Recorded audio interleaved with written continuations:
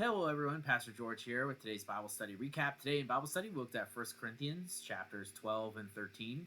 And today, my focus was on building what we talked about on Sunday about the lens of love. So, the lens of love is the vision that Paul wants to ground the Corinthian church in seeing all of the issues through love, knowing who God is and what he has done through the Father, Son, and Holy Spirit. So, he wants to talk about these things that the problems the Corinthians are having through that lens. So we talked about food sacrificed to idols and what's to be the motivating factor there. Even if you're right about something, you still lower yourself in order to help a weaker brother, right? So Paul gives that example. All right, so I wanted to do another topic that Paul talks about, which is worship, specifically the gifts of the church and what is the underlying factor in that. So, as an example, right, we looked at all what Paul has to say in First Corinthians chapter 12.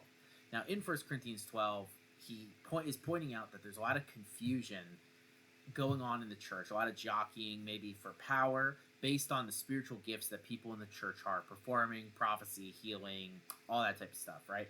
And Paul here is pointing out that those gifts are not what make you better than other people. Everyone has their own giftings, and he actually gives two different lists of gifts that are here. Some that the Corinthians clearly cared about a lot are healing, prophesying, speaking in tongues.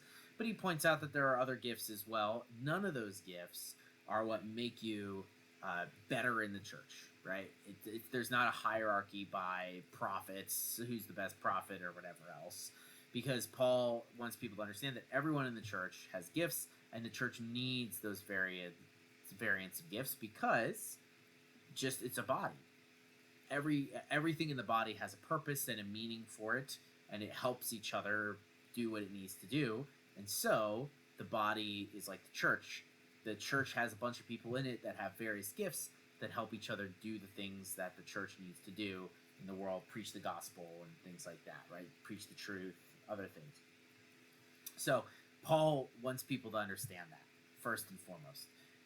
But then, right, even if you have those gifts, what is the guiding principle underneath that? And that is where we get to love. And so Paul really wants to push people to remember love being the bedrock of the faith. Love being self-sacrificial. It doesn't have to do with how you feel about a person or your relationship with them, but to have a mindset of self-sacrificial love. That is what Paul is desiring people in the Corinthian church to have, which they don't.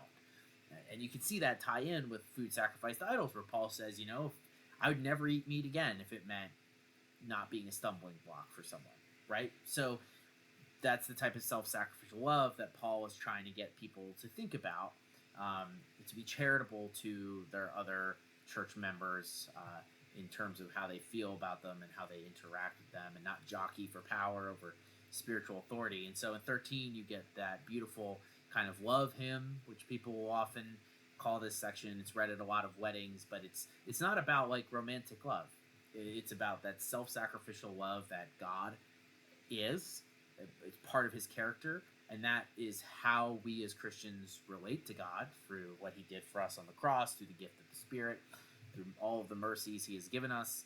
And because of that, that impacts how we relate with other people in the church and outside of the church. That's the grounding love, right? You shall love the Lord your God with all your heart, soul, mind, and strength, and you shall love your neighbor as yourself, right? That's the law. And so as Christians, we build upon that, and we go out of that. And so Paul wants us to think about that when it comes to every single issue we deal with. And we should think about those things, right? When we have relationship disputes, or we're at work, or there's a decision that someone makes that we don't like how do we go about that being loving to them, being self-sacrificial, speaking the truth, right? That's what Paul wants the Corinthians to do.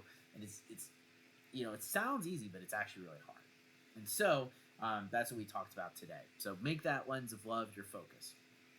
All right. I hope you guys have a wonderful rest of your Wednesday. I'll see you on Sunday for worship. Peace out.